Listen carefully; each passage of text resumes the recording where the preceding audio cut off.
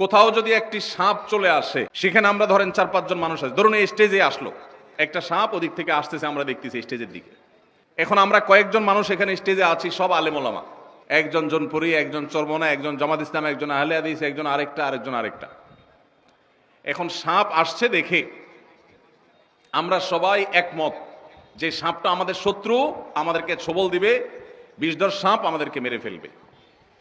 অতএব এই শত্রুর শত্রুতা বন্ধ করার জন্য আমরা সবাই একমত, নাকি নাকি কেউ বলে না এই সাপ আল্লাহর ওলি, সে এসে বিসমিল্লাহ বলে ছোবল দিবে, তাকে সুযোগ দেওয়া হোক, এটা বলবে কেউ? সবাই বলবে আমাদের শত্রু। এরপর নিজেদের মধ্যে মতপার্থক্য দেখা দিল।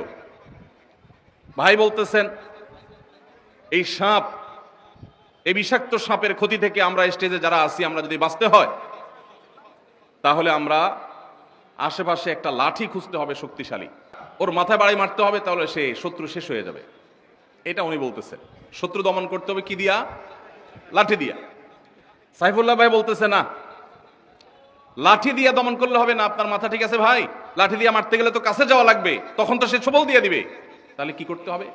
সাইফুল্লাহ ভাই বলতেছে এখানে ডিউটিরত পুলিশ ভাইরা আছেন, জেলা পুলিশের ভাইরা আছেন, ওনাদের হাতে পিস্তল আছে, তাহলে যে কোনো একজন পুলিশ ভাইকে বলতে হবে ভাই পিস্তলটা দেন, আগে সাপ মারে লই, জান বাঁচাই।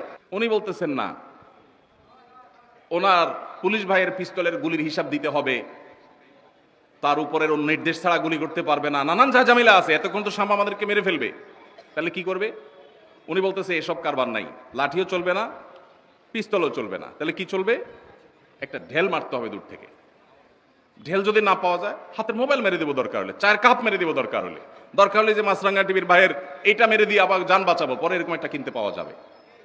উনি বলতেছে একটা ঢেল মারতে হবে, তাহলে লাঠি, পিস্তল, ঢিল। পাশের ভাই বলতেছে ভাই ঢিলা একেবারে সই করে মারা এত সহজ কাজ না, আমরা তো কেউ প্রশিক্ষণ প্রাপ্ত না, একটু এদিক সেদিক হলে তো ছোবল মেরে দিবে, তাহলে কি করতে হবে? উনি বলতেছেন যে একটা লম্বা তরবারি খুঁজে পাওয়া যায় কিনা দেখতে হবে। বাকিরা বলতেছে ভাই তরবারি এই যুগে কোথায় পাবে, আপনি কি বলেন এসব? এই যে মতপার্থক্য আমরা করতেছি, এখন মতপার্থক্য হওয়াটা স্বাভাবিক, সবাই একমতের তো হবে না। এই মতপার্থক্যটা বাড়তে এমন দূর বাড়ছে যে উনি অনেক কিতাবপত্র নিয়ে আসছে এবং সেগুলো দিয়ে সাবেত করতেছে।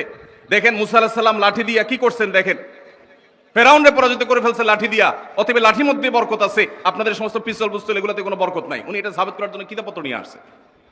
আর উনি ওনার পিস্তল সাবেত করার জন্য বলছে না আধুনিক যুগের লাঠি, মুসা আলাইহিস সালাম লাঠি যুগের পিস্তল, কোনো অসুবিধা নাই। উনি এক্ষেত্রে তাকি উসমান সাহেবের ফতোয়া নিয়ে আসছে, আধুনিক যুগের অস্ত্র ব্যবহার করলে কোনো নাজায়েজ হবে না। উনি সেটা দলিলপত্রের জন্য কিতাবের ঘাটতি নিয়ে আসছে। উনি ওনারটার পক্ষে, উনি ওনার পক্ষে কিতাব নিয়ে আসছে।